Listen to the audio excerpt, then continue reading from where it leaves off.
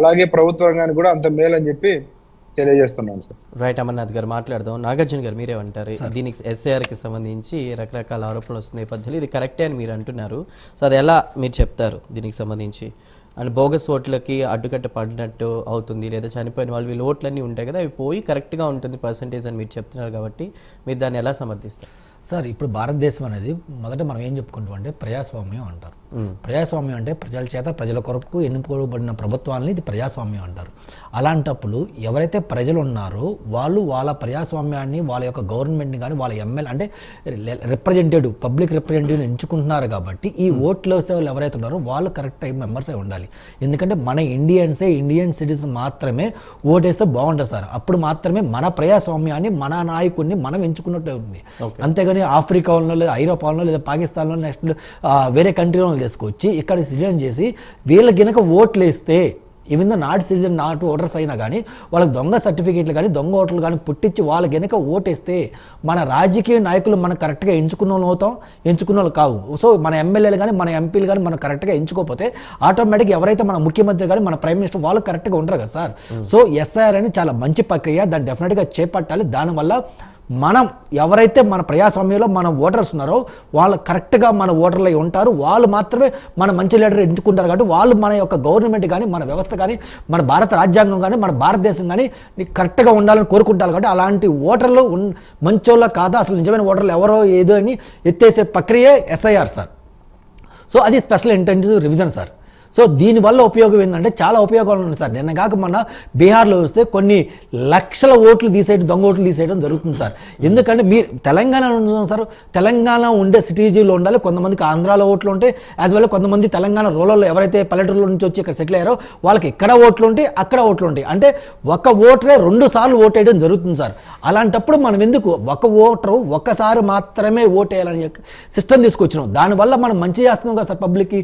దానివల్ల మరి ఎందుకు కాంగ్రెస్ వాళ్ళు కానీ వాళ్ళు అంటే అసలు ఓట్లు గల్లంత అవుతాయి అన్నట్టుగా కూడా వాళ్ళ మాటలు ఉన్నాయి కదా బయట మనకి వినిపించి. ఎస్ఐఆర్ అని ఎప్పుడైతే వచ్చిందో అప్పుడు అసలు ఓట్లు గల్లంత చేస్తున్నారని కాంగ్రెస్ వీళ్ళందరూ అంటున్నటువంటి పరిస్థితి, దానికి మీరే ఉంటారు sir?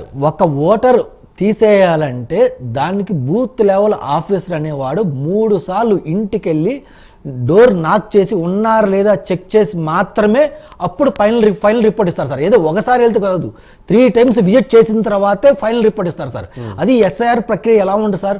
First notification planning issue చేస్తారు, ఎప్పుడు ఎలా జరిగింది ఏందని చెప్పి ఫస్ట్ నోటిఫికేషన్ ఇష్యూ చేస్తారు. ఇష్యూ చేసిన తర్వాత బూత్ లెవెల్ ఆఫీసర్ వెళ్తారు. ఆఫీసర్ వెళ్ళిన తర్వాత ఏం జరిగింది ఏంటంటే వాళ్ళకి అప్డేట్ చేస్తే, ఇన్ కేసు అతను ఇంట్లో లేకపోతే మళ్ళీ అతను లేదు సార్ నేను ఆ రోజు మిస్ అయ్యాను, మీరు 3 సార్లు వస్తే 3 సార్లు నేను మిస్ అయ్యాను, నేను మళ్ళీ ఉన్నా అని చెప్పి చెప్పుకోవడానికి ఒక ఆపర్చునిటీ ఇస్తారు sir.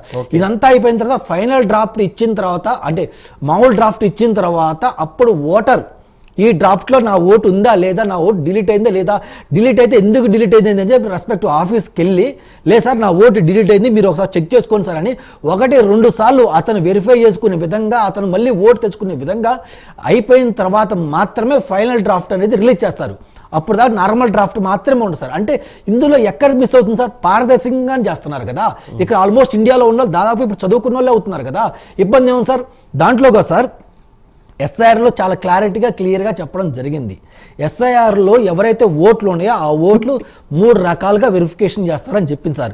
Based on date of birth గురించి ఏంటంటే 1987 బిఫోర్ ఉండేవాళ్ళు అయితే సింపుల్గా వాళ్ళ బర్త్ సర్టిఫికేట్ చూపిస్తే చాలని చెప్పి చెప్పడం జరిగింది.